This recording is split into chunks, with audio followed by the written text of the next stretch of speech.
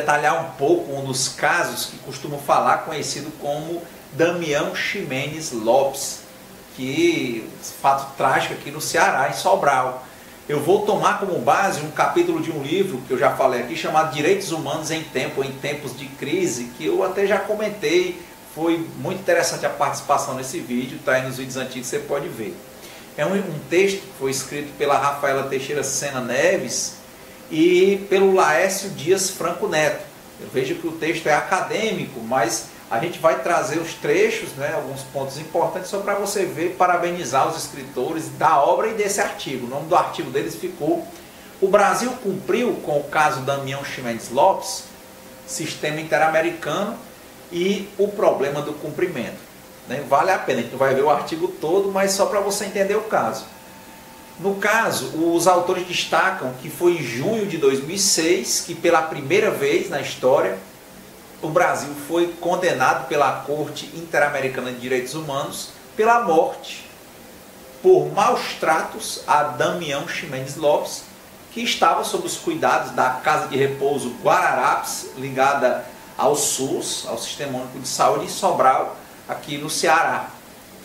Esta sentença, além de reparar a família de Damião Ximenes, incide também de forma mais abrangente sobre a política de saúde mental brasileira. Trata-se de um marco que acabou sendo um marco muito importante no processo da reforma psiquiátrica aqui no país, tendo incluído a implementação de formação continuada de trabalhadores de saúde mental e segundo os padrões dentro de uma perspectiva de direitos humanos. A demanda tomou o número 12.237 e foi encaminhada pela Comissão Interamericana de Direitos Humanos, a CIDH, que encaminhou essa denúncia à Corte Interamericana de Direitos Humanos, que foi como a gente falou há pouco aí no vídeo, em 1º de outubro de 2004, e resultou na primeira condenação lamentável, a primeira condenação internacional do Brasil por violação de direitos humanos, que aconteceu exatamente em 4 de julho de 2006, você pode pegar no site isso aí. O caso versa sobre as condições desumanas e degradantes da hospitalização de Damião Ximenes Lopes na Casa de Repouso Guararapes, onde ele foi internado pela mãe, Albertina Ximenes, em outubro de 1999. Ela buscava um tratamento psiquiátrico para o filho. Naquela época, a Casa Guararapes era a única clínica psiquiátrica na região aí de Sobral, aqui no interior do Ceará, aqui no nordeste do Brasil. No dia 4 de outubro de 1999, o Damião Ximenes Lopes, tinha 30 anos de idade na época, foi encontrado pela própria mãe, agonizando em situações críticas de debilidade física. A mãe, a senhora Albertina Ximenes, pediu socorro ao médico, que está até nomeado, mas a gente não vai falar aqui, e presente no local, e por acreditar que o seu filho iria morrer devido às condições em que ele estava lá, como ela encontrou ele caído, passado mal. Entretanto, o médico, mesmo sendo chamado e alertado pela mãe, ele não atendeu aos pedidos e acabou que o Damião morreu. Damião Ximenes Lopes, no mesmo dia, morreu, e isso consta no relatório da sentença da corte. Virou esse caso Lopes versus Brasil, e a causa da morte, identificada pelo corpo médico lá na ocasião, foi de morte natural, parada cardiorrespiratória.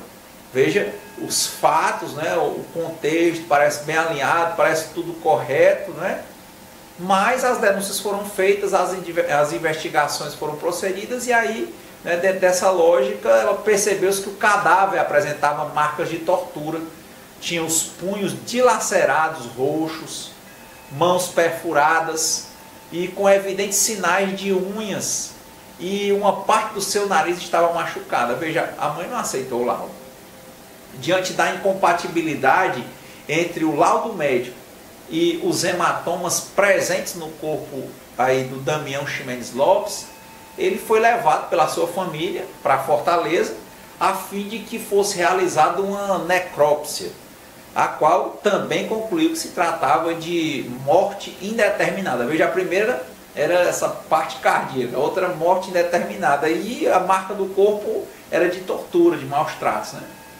Inconformados com ambos os laudos médicos, eles apresentaram uma denúncia na Delegacia de Polícia da 7ª Região de Sobral, e naquela época a delegacia parece não ter demonstrado interesse na demanda, sendo o processo criminal iniciado bem depois do que foi denunciado. Aí fica difícil pegar as provas, né?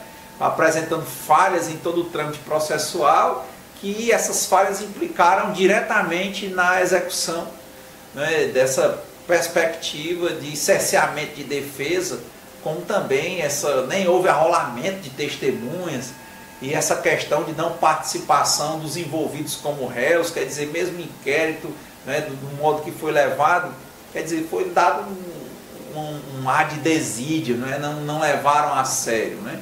Aí a mãe procurou a Comissão de Direitos Humanos e Cidadania para que houvesse a adoção de medidas tanto administrativas quanto disciplinares aí para o Conselho de Medicina, para a Prefeitura de Sobral.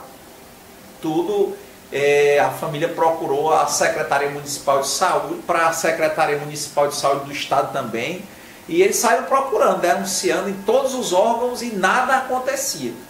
Porque para as autoridades policiais e judiciais também não houve um enfrentamento adequado e nada aconteceu. Esses fatos geraram prejuízos significativos à família da vítima, batendo em todas as portas do Estado, pode-se dizer, de Sobral e Fortaleza, e foram perseguidos pelas autoridades públicas para que desistissem da demanda, quer dizer, houve esse acosso, essa perseguição.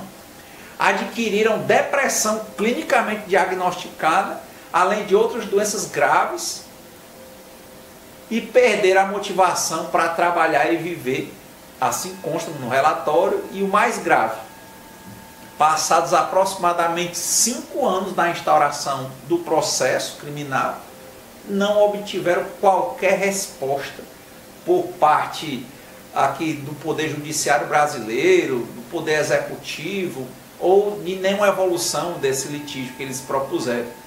O caso continuou impune até que, diante dessa questão, a senhora Irene Ximenes Lopes procurou a Comissão Interamericana de Direitos Humanos, apresentando todas as alegações de fato e a demanda processual lenta, e que ela entendia que tinha parcialidade, bem como a conduta de diversos agentes públicos, a fim de desmotivar o acesso deles à justiça, a querer saber a verdade, bem como no interesse de dificultar o andamento processual para que fosse apresentada à Corte Interamericana de Direitos Humanos, né? Quer dizer, eles começaram a temer a repercussão internacional. E tudo se objetivava a instauração de um processo internacional de direitos humanos, já que ela tinha batido em toda a porta no Brasil e ninguém resolvia, né? E aí as autoridades começaram a se negar. E a pressão começou, e o Estado brasileiro teve 3 oportunidades para prestar informações. Aí, junto à Comissão Interamericana de Direitos Humanos, sobre a acusação de omissão estatal pela morte do Damião Ximenes Lopes nas dependências dessa clínica Guararapes, essa clínica psiquiátrica, né, esse hospital, pode-se dizer assim. Conforme o relatório número 38 de 2002, o Brasil não apresentou nenhuma resposta aos fatos alegados pela mãe e pela irmã, pela denunciante, né, e tampouco questionou a admissibilidade da petição, que levou a Comissão Interamericana de Direitos Humanos a apresentar este caso à Corte Interamericana de Direitos Humanos. Quer dizer, ela viu que era pertinente para ser processado e julgado. Em suas exceções preliminares, o Brasil acabou alegando que não ocorreu esgotamento dos recursos internos, correspondendo à Corte, né, dizendo que havia um desrespeito, porque não era para processar essa questão, porque o Brasil ainda estava julgando, mas ela está demonstrando que o Brasil estava com desídia, né? E não ia dar em nada, ia matar no cansaço, como diz aqui, né? E o Brasil foi só pelas preliminares tentando matar o processo sem que a Corte entrasse no mérito. E tinha dito que tinha até, inclusive, precluído o direito deles, né? No julgamento, a Corte acabou vencendo as exceções alegadas pelo Brasil e acabou entrando no mérito da questão. Houve uma espécie de qualificação da responsabilidade internacional principalmente porque o Damião Ximenes Lopes estava internado numa instituição psiquiátrica privada, mas essa instituição tinha recursos e atendia pelo Sistema Único de Saúde, pelo SUS, que é essa cobertura universal aqui no Brasil. E disse à corte que essa delegação de serviços públicos para as entidades privadas não diminui o dever do Estado quanto aos seus cidadãos. A Corte Interamericana de Direitos Humanos, depois de entrar no mérito, considerou o Estado brasileiro diretamente responsável pela conduta dos funcionários da Casa de Repouso Guararapes e acabou usando como parâmetro de interpretação uma convenção específica, que é a Convenção Interamericana para a eliminação de todas as formas de discriminação contra as pessoas portadoras de deficiência mental, que foi ratificada aqui pela República Federativa do Brasil desde 2001. E os documentos da Organização Mundial de Saúde e da OPAS, né, a Organização Pan-Americana de Saúde, quer dizer, tinha um balizamento, apesar do Estado claudicar a nível nacional, externamente, internacionalmente, eles enfrentaram a questão, né? Viram aí principalmente violações aos artigos 4 e 5, a questão da integridade pessoal. Se dispôs que o Estado brasileiro reconheceu essa perspectiva da própria missão estatal, a sua responsabilidade internacional contra a vítima e todos os fatos relacionados diante do tipo de defesa que foi feita, né? Esses fatos relacionados à morte do Damião e aos maus tratos sofridos antes da morte, que ficaram evidentes no corpo, né? O reconhecimento se deu pela carência de resultados positivos na propositura de políticas públicas de reforma dos serviços de saúde mental que proporcionassem procedimentos eficazes de credenciamento e fiscalização nas instituições privadas de saúde. Esses artigos que eles utilizaram nesses tratados, eles levam em consideração a situação de vulnerabilidade da vítima, isso para essa questão de direitos específicos, como o direito ao respeito à dignidade e à autonomia das pessoas portadoras de deficiência mental, assim como esse direito a um atendimento médico que seja eficaz. Não é para inglês ver, como tem um ditado aqui no Brasil que a gente costuma dizer.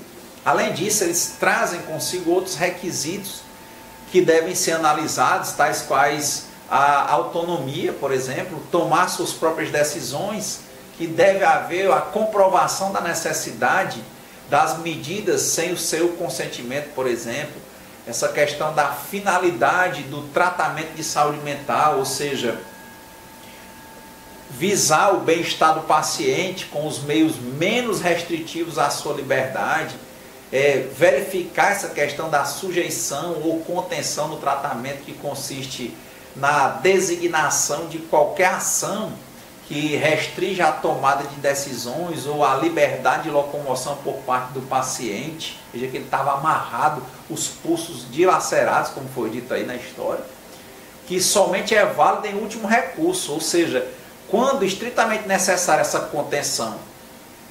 Isso, logicamente, para uma lógica de proteção do próprio paciente ou do pessoal médico e terceiros, e realizada apenas por pessoal qualificado para essa contenção com os métodos adequados, né? Apenas pelo tempo em que persistirem os motivos que justificam a contenção. Quer dizer, nada disso foi apresentado a nível de justificativo.